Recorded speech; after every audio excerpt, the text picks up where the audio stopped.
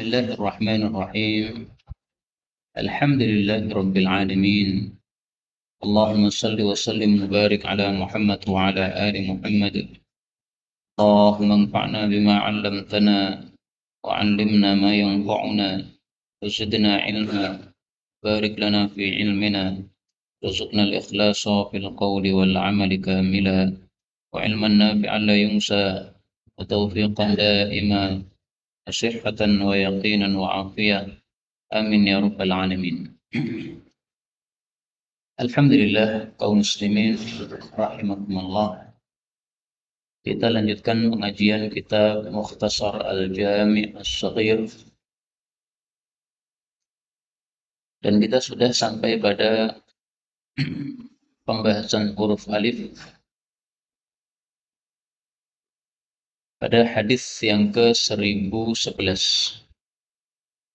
Faqala al-muallif hafizahullah ta'ala wa nafa'ana bih wa bi ulumihi bid dawrain amin. Qala Rasulullah sallallahu alaihi wasallam, akmalu, paling sempurnanya, al-mu'minina, orang-orang beriman, imanan, akan imannya, adalah ahsanuhum, yang paling bagus di antara mereka, khuluqan, akhlaknya. Wa khiyarukum, dan paling baik di antara kalian adalah khiyarukum, yang terbaik di antara kalian, linisaihim, kepada wanita-wanita mereka atau istri-istri mereka. Hadis diriwayatkan oleh At-Tirmidzi. Hadis ini menunjukkan bahwa semakin akhlak seseorang bagus, maka semakin sempurna imannya. Maka akhlak yang baik ini menyebabkan kesempurnaan iman. Karena itulah orang yang paling sempurna imannya adalah Nabi Yuna Muhammad sallallahu alaihi wasallam. Karena Rasulullah adalah orang yang akhlaknya paling mulia. Allah Subhanahu wa taala memuji Rasul sallallahu alaihi wasallam di dalam Al-Qur'an, wa innaka la'ala khuluqin azim, pada surah Al-Qalam ayat yang keempat. Dan sesungguhnya engkau wahai Nabi di atas akhlak yang agung. Karena itu supaya iman kita sempurna, maka marilah kita perbaiki akhlak.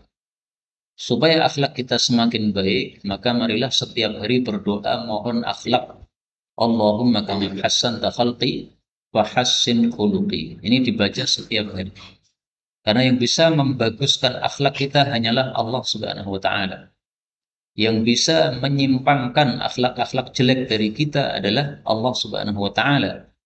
Maka Rasulullah sallallahu alaihi wasallam dalam salat tahajud pun mengajarkan kepada kita satu doa minta akhlak yang baik. Hadis diriwayatkan oleh Imam Muslim. Wahdini li ahsanil akhlaqi la yahdi li ahsaniha illa anta. Tunjukilah aku kepada akhlak yang paling bagus. Tidak bisa menunjuki kepada akhlak yang paling bagus kecuali engkau. Wasrif anni sayyi'aha la yasrifu anni sayyi'aha illa anta. La yasrifu sayyi'aha illa anta. Palingkanlah dari saya akhlak yang jelek. Tidak bisa memalingkan yang jeleknya kecuali engkau. Nah, ini doa diajarkan oleh Rasul sallallahu alaihi wasallam untuk dibaca pada doa iftitah salat tahajud. Tidak hanya tahajud ya, karena disebutkan idza iftataha shalah, jika membuka salat. Tapi dalam riwayat Muslim itu disebutkan dalam salat tahajud. Idza qama ila shalah. Nah, qama ila shalah ini dikasih bab oleh Imam Nawawi, yaitu apabila salat tahajud atau qiyamul lail. Kemudian hadis 1012.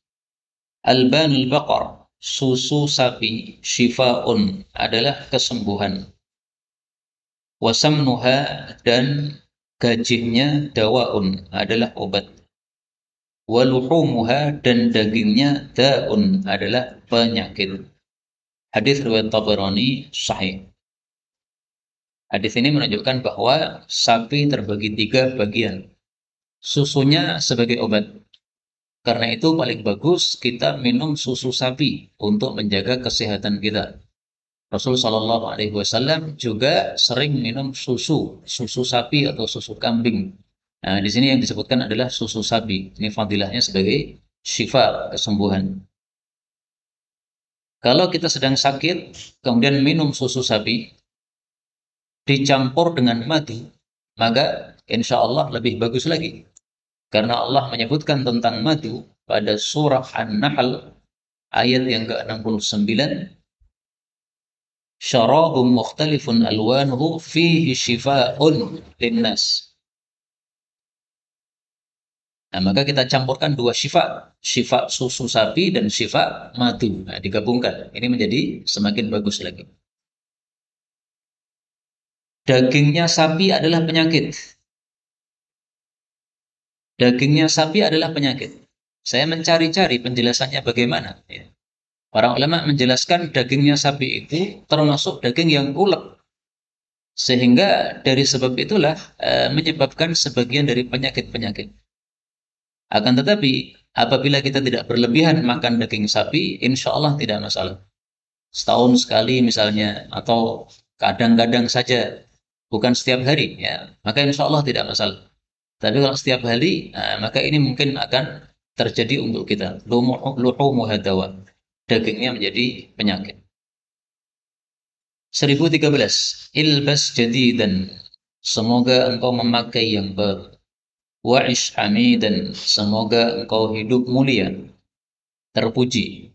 Wa mut syahidan. Dan semoga engkau mati syahid. Wa yarzuqukallah. Dan semoga Allah memberikan rezeki engkau qurrata ainin, penyejuk mata, fit dunya wal akhirah, di dunia dan akhirat. Qalahu, Nabi mengucapkan hadis ini li Umar bin Al-Khattab, kepada Sayyidina Umar bin Khattab. Kaum muslimin rahimani wa rahimakumullah. Hadis ini dikasih judul oleh Ibnu Majah yang meriwayatkannya, bahwa ini doa untuk orang yang memakai baju baru. Jadi kalau teman kita pakai baju baru, kita doakan dengan doa ini. Ilbas jadidan wa'ish hamidan wa mut syahidan. Ini riwayat Ibnu Majah sampai sini saja, ya, 3 kalimat. Kemudian riwayatnya Imam Ahmad ada tambahan wa yarzuqukallahu qurrata ainin fid dunya wal akhirah. Maka seandainya kita doakan 3 ini saja, nggak ada masalah, sesuai dengan riwayat Ibnu Majah. Baik, supaya antum pernah membaca doa ini, maka ditirukan. Ilbas jadidan wa'ish hamidan wa mut syahidan wa yarzuqukallahu qurrata ainin fid dunya wal akhirah. Ini meskipun bentuknya perintah, ilbas, pakailah, perintah. Ish, hiduplah.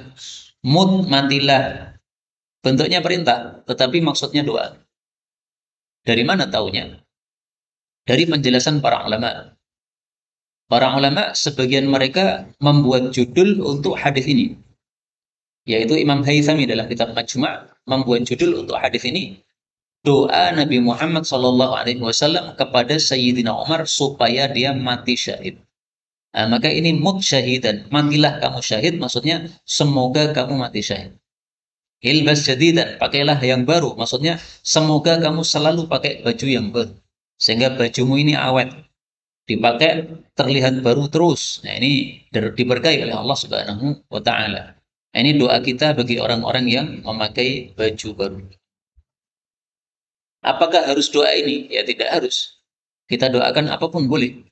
Misalnya kita doakan barakallahu fi, semoga Allah berkahi di dalam bajumu ini.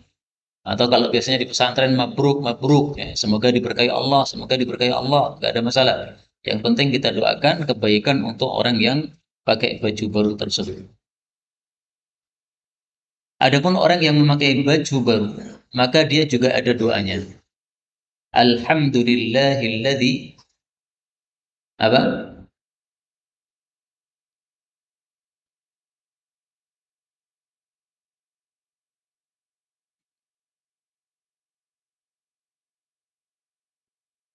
Man labisa thawban jadida. Siapa yang memakai baju baru. Lalu dia mengatakan alhamdulillahilladzi kasani ma wari bihi aurati wa adjammalu bihi fi hayati. Segala puji bagi Allah yang telah memberi saya pakaian ini yang bisa saya tutupi aurat saya dan saya bisa bertajammul, ya, berhias dengannya dalam hidup saya. Ini boleh dibaca. Nah, meskipun hadis ini memang riwayatnya Imam Tirmidzi, ini derajatnya dhaif. Tapi untuk doa-doa seperti ini termasuk dari hadis-hadis fadilah amal, para ulama membolehkan untuk diamalkan. Karena hanya masalah fadilah amal, bukan masalah hukum. Hadis 1014. Oh iya, sebelum dilanjutkan 1014.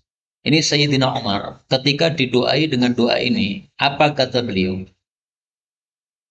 Diriwayatkan di dalam Musnad Ahmad bahwa Sayyidina Umar menjawab, "Wa iyyaka ya Rasulullah." Semoga Anda juga demikian, wahai Rasulullah. Nah, maka orang kalau didoakan orang lain boleh menjawab dengan doa ini. Seseorang mendoakan kita, jazakumullahu khairan. Nah, kita doakan wa iyyakum, boleh.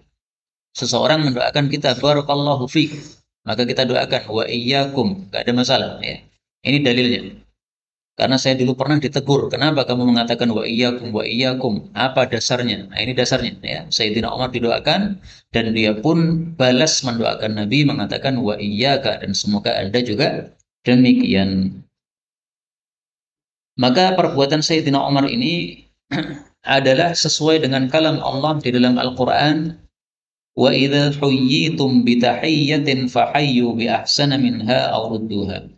Kalau kalian diberi penghormatan dengan satu penghormatan, maka balaslah dengan penghormatan yang lebih baik darinya, atau kembalikanlah, yaitu balaslah yang setimpal. Orang mendoakan kita, jazakumullah khairan. Nah, kita balas yang setimpal, semoga Anda juga, wa iyyakum. Nah, ini kita membalas. 1014, ilbasu, pakailah, min thiyabikum, dari pakaian kalian, al-bayadha, yang putih. Fa innaha, karena sesungguhnya baju putih, min khairi, termasuk dari yang terbagus, thiyabikum, pakaian kalian. Rasulullah tidak mengatakan yang terbagus, tapi termasuk yang terbagus. Berarti ada juga selain putih yang bagus. Selain putih yang bagus adalah warna hijau. Sebagaimana hadis yang terkenal, ahabbul alwani ila Rasulillahil khudrah. Warna yang paling dicintai oleh Nabi Shallallahu Alaihi Wasallam adalah warna hijau. Hadis riwayat Tabarani, derajatnya hasan. Para ulama menjelaskan baju warna hijau disukai oleh Nabi karena warna hijau ini bajunya ahli surga. Maka kita memakai baju hijau berarti sudah tasyabbuh, sudah menyerupakan diri dengan ahli surga. Nah, maka minimal kita punya baju putih satu, minimal punya baju hijau satu. Ya, sebagaimana Rasulullah SAW menyukai putih dan menyukai hijau. Beliau mengatakan wa kafinu, dan kafanilah fiha, pada baju putih, mautakum, orang-orang mati kalian. Ini perintahnya perintah sunnah, tidak wajib. Sehingga seandainya seseorang itu dikafani dengan kain yang tidak putih, tidak ada masalah. Bahkan kain yang bercorak, ada gambarnya, misalnya titik-titik atau garis-garis, nggak ada masalah. Bahkan kain kafan dalam bentuk baju yang sudah berbentuk begini, tidak masalah. Karena yang penting adalah menutupi auratnya mayit. Dan mayit itu menurut para ulama, auratnya adalah seluruh tubuhnya. Kalau kita masih hidup, maka aurat kita dari pusar sampai dengan lutut. Tapi kalau sudah mati, maka aurat kita adalah seluruh tubuh kita. Harus ditutupi semuanya, kemudian baru dimasukkan ke dalam lahan. Wa inna, dan sesungguhnya, min khairi akhalikum, dari paling bagusnya celak kalian adalah al-ifmid, celak ifmid. Yajlu, dia memperjelas, al-basara, penglihatan, wa yumbitu, dan menumbuhkan asy'ara, bulu. Yang dimaksud bulu adalah bulu mata ini. Ini semakin tebal, ya, dan kuat, tidak mudah rontok. Ini hadis riwayat Abu Dawud. Dan ini sudah kita bahas kemarin bahwa menurut guru kami Syekh Nuruddin Banjari hafizahullah taala, Sunnahnya memakai celak bagi laki-laki itu bukan untuk hiasan, tapi untuk kesehatan. Sehingga melakukannya sebelum tidur. Sebelum tidur pakai celak kanan 3 kali, kiri 3 kali. Nah, setelah itu tidur. Maka kotoran-kotoran yang ada pada mata kita akan keluar dengan sebab celak tadi. Nah, setelah itu pagi nanti kita mandi, maka celaknya sudah hilang dari mata kita. Atau masih ada bekas-bekas sedikit saja. Berbeda dengan perempuan. Ya. Perempuan biasanya bercelak untuk berhias kepada suaminya. Nah, tapi laki-laki tidak seperti itu. Wallahu a'lam bishawab. Celak ismit, kenapa memperjelas penglihatan? Karena mata kita ini dituruni oleh kotoran-kotoran dari kepala kita, akhirnya menyebabkan mata kita jadi kurang jelas. Nah, kotoran-kotoran yang sumbernya dari atas atau dari kepala itu dikeluarkan oleh celak ismit ini. Ketika kita pakai celaknya, maka kotorannya keluar. Nah, begitu keluar maka mata menjadi lebih jelas lagi dalam melihat. Tapi saya tidak ngerti apakah ismit ini dijual ataukah tidak di Indonesia, saya nggak ngerti, wallahu a'lam. 1015 iltamisu carilah as-sa'ata waktu allati turja yang diharapkan fi yaumil Jum'ah pada hari Jumat. Kapan carinya? Ba'dal asar, setelah asar, ila ghaibubatis syamsi, sampai tenggelamnya matahari. Hadis riwayat Tirmidzi sahih. Hadis ini bicara tentang sa'atul ijabah, waktu mustajab doa pada hari Jumat. Waktunya kapan? Tidak diketahui. Ada 40 lebih pendapat ulama. Jadi mirip dengan Lailatul Qadar. Lailatul Qadar diperselisihkan oleh para ulama sampai 40 pendapat lebih. Rincian 40 pendapat ini bisa dilihat di dalam kitab Fathul Bari, Syarah Sahih Bukhari. Adapun di sini tidak akan kita tampilkan semuanya. Dan dari 40 pendapat ini, yang paling sahih adalah 2 pendapat. Yang pertama, sejak imam duduk di atas mimbar sampai dengan selesai salat Jumat. Tapi bukan semua waktu ini, cuma ada sedikit waktu dalam waktu di antara waktu tersebut yang doa mustajab pada saat tersebut. Pendapat yang kedua adalah sesuai hadis ini, ba'dal asr, setelah asar sampai tenggelam matahari. Ini pun juga tidak semuanya daripada asar sampai tenggelam matahari mustajab terus, tidak. Tapi ada waktu sedikit. Bisa 5 menit, bisa 1 menit, kita nggak ngerti. Yang jelas waktunya sedikit, karena dalam hadis yang lain Nabi mengisyaratkan yuqallil. Ya, Nabi menunjukkan sangat sedikit, sedikit sekali waktunya. Nah, untuk ba'da asar ini, lebih tepatnya adalah jam yang terakhir sebelum maghrib. Sebagaimana sabda Nabi SAW, akhir sa'atin faltamisuha, carilah waktu mustajab tadi, akhir sa'atin, pada jam terakhir, ba'dal asri, setelah asar. Hadis riwayat Abu Dawud sahih. Yaumul Jum'ah finta asrata sa'ah. Hari Jumat itu 12 jam. Nah, maka dicari pada jam terakhir. Jam terakhir berarti kira-kira jam 5 sampai jam 6. Dari jam 5 sampai adzan maghrib. Ini disitulah terjadi waktu mustajabnya doa. Tapi kapan kita nggak ngerti. Pokoknya di antara jam 5 sampai maghrib tersebut. Nah, maka barang siapa yang membutuhkan suatu hajat yang sangat penting, yang sangat mendesak, maka dia bisa mencari waktu mustajab pada 2 waktu ini. Sejak imam naik di atas mimbar, perbanyak doa, kecuali ketika imamnya berkhutbah, maka kita diam. Tapi begitu imamnya istirahat dari berkhutbah, nah kita berdoa lagi. Imamnya turun dari mimbar, kita berdoa lagi. Kemudian menunggu Allahu Akbar takbiratul ihram, kita berdoa lagi. Kemudian kalau sudah selesai sholat, nah ini sudah selesai waktunya. Nah, dari waktu ini, insya Allah kita akan melewati waktu yang mustajabnya doa. 1016. Iltamisu, carilah Lailatul Qadar, Lailatul Qadar, akhir lailatin, pada malam yang terakhir, min Ramadhana, dari bulan Ramadan. Hadis diriwayatkan oleh Ibnu Nasr, derajatnya sahih. Hadis ini menunjukkan bahwa Lailatul Qadar diharapkan terjadi pada malam terakhir. Malam terakhir itu bisa malam 29, bisa malam 30. Karena Ramadan bisa 29 hari, bisa 30 hari. Maka hadis ini secara tidak langsung menunjukkan bahwa Lailatul Qadar bisa terjadi pada malam genap, tidak harus malam ganjil. Dan ini pendapat beberapa ulama, di antaranya Ibnu Hazm dan yang lain-lainnya, mengatakan bahwa Lailatul Qadar tidak hanya pada malam ganjil. Jadi Lailatul Qadar itu paling diharapkan adalah 10 hari terakhir.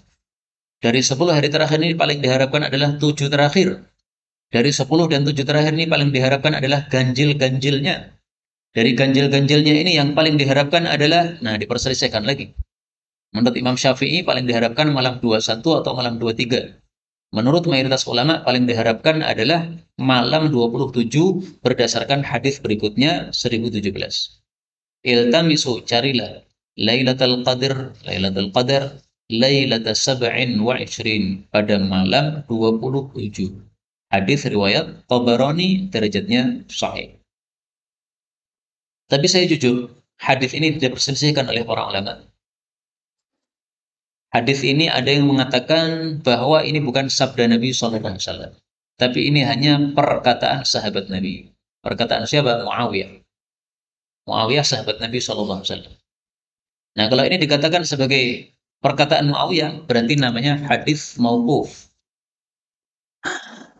Apakah hadis mauquf bisa dijadikan dalil? Ketika para sahabat berbeda pendapat, maka ini tidak bisa dijadikan dalil. Dan di sini para sahabat berbeda pendapat. Menurut Muawiyah, Lailatul Qadar malam 27. Menurut sahabat Nabi yang lain, malam 23. Menurut sahabat Nabi yang lain, malam 21. Nah, macam-macam pendapat. Berarti ini tidak bisa dijadikan sebagai hujjah. Ini kalau kita anggap sebagai hadis mauquf. Tapi kalau dianggap sebagai hadis marfu', marfu' yaitu sabda Nabi SAW, maka hadis ini bisa dijadikan dalil. Karena itu ringkasnya, karena Nabi menyuruh kita mencari Lailatul Qadar malam 27 sebagaimana hadis ini, atau malam terakhir, atau juga malam 23, atau juga malam 25, atau juga malam 21, semuanya ada dalilnya, maka kita cari semuanya. Karena para ulama berbeda pendapat, apakah Lailatul Qadar itu tetap terus, tidak pernah berpindah-pindah, berubah-ubah, atau berubah-ubah. Nah, pendapat yang masyhur, Lailatul Qadar itu berubah-ubah. Tahun ini malam 21, tahun besoknya malam 25 misalnya. Nah, karena berubah-ubah, kita nggak ngerti, maka kita cari pada setiap malam dari 10 malam terakhir Lailatul Qadar. Adapun Lailatul Qadar sendiri disebut Qadar itu karena Allah menetapkan takdir untuk setahun pada malam tersebut. Allah Subhanahu wa taala mengatakan fi lailatin mubarakatin inna kunna munzilin fiha yufraqu kullu amrin hakim. Fiha, di dalam Lailatul Qadar, yufraqu, dijelaskan, kullu amrin hakimin, setiap perkara yang dikokohkan oleh Allah Subhanahu wa taala. Maksudnya ditakdirkan perkara dalam 1 tahun tersebut. Itu pada malam Lailatul Qadar. Atau disebut qadar itu maksudnya sesuatu yang mutunya tinggi. Lailatul Qadar malam yang memiliki kadar yang tinggi, mutu yang tinggi, yaitu khairun min alfi syahr, lebih baik daripada 1000 bulan. Atau juga Lailatul Qadar malam kesempitan, disebut sempit karena malaikat pada turun. Dan jumlahnya malaikat yang turun pada Lailatul Qadar ke bumi adalah lebih banyak daripada jumlahnya kerikil-kerikil. Nah, maka ada 3 terjemah di sini. Malam takdir, malam kesempitan, dan malam yang memiliki mutu yang tinggi. Semuanya adalah terjemah yang bagus insya Allah karena semuanya punya dalilnya. 1018, iltamis, carilah, walaupun khataman, cincin, min hadidin, dari besi. Hadis muttafaqun alaih. Ini bicara tentang apa, Pak? Mahar. Seseorang sahabat Nabi melihat seorang wanita menawarkan dirinya kepada Nabi. Ya Rasulullah, saya seorang wanita, saya siap menjadi istri Anda. Maka Nabi melihat dari atas sampai bawah, tidak tertarik kepada wanita tadi. Dan ini menunjukkan bahwa orang yang ingin menikahi seorang wanita boleh melihat kepadanya dari atas sampai bawah, tapi masih pakai baju. Tidak boleh dilepas jilbabnya. Tidak boleh tanpa baju ketika sedang mandi, tidak boleh. Harus dengan menutup auratnya. Kemudian karena Nabi tidak tertarik, akhirnya ada seorang pemuda mengatakan, "Ya Rasulullah, kalau Anda tidak butuh, berikan kepada saya belum menikah." Maka Rasulullah mengatakan, "Kamu cari mahar sana." Dia mengatakan, "Saya tidak punya mahar selain sarung saya ini. Nanti akan saya belah dua." Jadi maharnya separuh sarung, Pak. Nah, maka Rasulullah mengatakan tidak bisa. Separuh sarung nggak bisa dipakai. Kalau kamu pakai ya dia nggak pakai. Kalau dia pakai kamu nggak pakai. Cari sana meskipun satu cincin besi. Nah, dari hadis inilah mazhab Syafi'i berpendapat bahwa mahar itu tidak ada batas minimalnya. Cincin besi sangat murah. Berapa itu? 5.000, 10.000. Nah, maka boleh. Mahar 5.000, 10.000. Yang penting adalah mutamawwal, sesuatu yang bisa dinilai. Nilainya berapa ini? HP ini. Ini 50.000 nih, misalnya. Nah, boleh. Nilainya berapa ini? Laptop ini. Misalnya 2 juta. Nah, boleh. Ada nilainya. Peci ada nilainya, kacamata ada nilainya, baju ada nilainya. Ini semuanya bisa untuk mahar. Tidak dibatasi dengan batas tertentu. La takdir, tidak ada pembatasan sama sekali. Maka inilah pendapat yang lebih kuat insya Allah Ta'ala, pendapat mazhab Syafi'i, tidak ada batasan minimal untuk mahar ini. Maka hadis ini sekaligus menolak pendapat mazhab Maliki yang mengatakan bahwa mahar itu minimalnya adalah mencapai nisab pencurian. Nisab pencurian yang dipotong tangan itu. Berapa itu?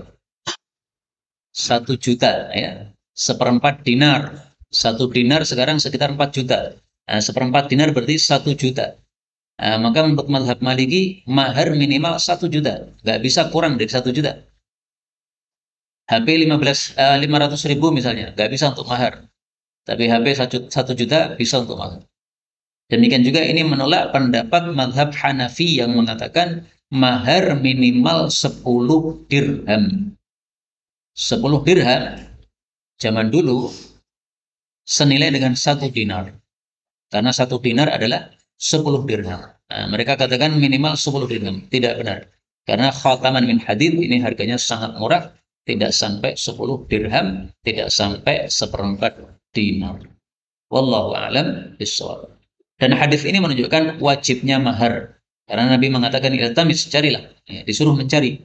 Maka mahar itu wajib. Tidak bisa kita menikah tanpa mahar, nggak bisa.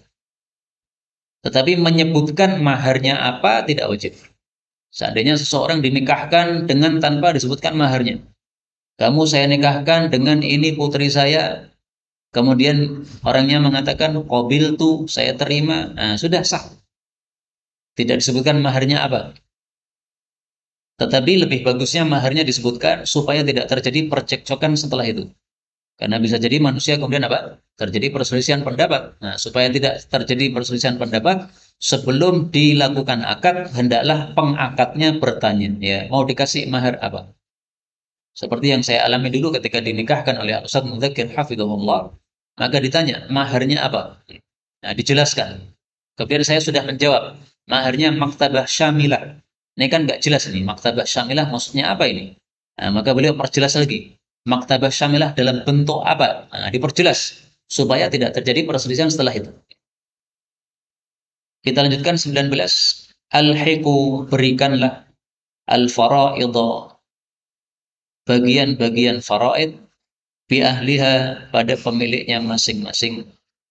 Fama baqiya, maka apa yang tersisa, fali aula, maka untuk yang terdekat, maksudnya terdekat dari si mayit, dengan si mayit. Rajulin dzakarin, yang laki-laki. Hadis muttafaqun alaih. Hadis ini menunjukkan bahwa kalau ada seseorang yang mati, maka cara pembagiannya adalah bagian-bagian warisan yang sudah ditentukan oleh Allah dalam Quran dikasihkan dulu. Kalau semuanya sudah mendapatkan jatahnya masing-masing, setelah itu ada sisa, nah baru sisanya ini diberikan kepada keluarga mayit yang paling dekat kepada si mayit. Paling dekat itu siapa? Paling dekat anak, itu nomor satu. Nomor dua, bapak. Jadi nasab ke bawah ini paling dekat. Nasab ke atas ini nomor duanya. Setelah itu nasab ke samping, paman dan sebagainya itu. Maka seandainya saya mati seandainya, bagaimana cara membagi warisan saya? Caranya dikasihkan dulu faraid, Faraid tadi, ayat faraid kita baca pada sholat maghrib. Berarti bapak saya mendapatkan seperenam, ibu saya mendapatkan seperenam. Kenapa? Karena saya punya anak. Setelah itu istri saya mendapatkan seperdelapan. Kenapa? Karena saya punya anak. Nah ini berarti faraidnya sudah dikasihkan semua. Bapak sudah, ibu sudah, istri sudah. Tersisa siapa?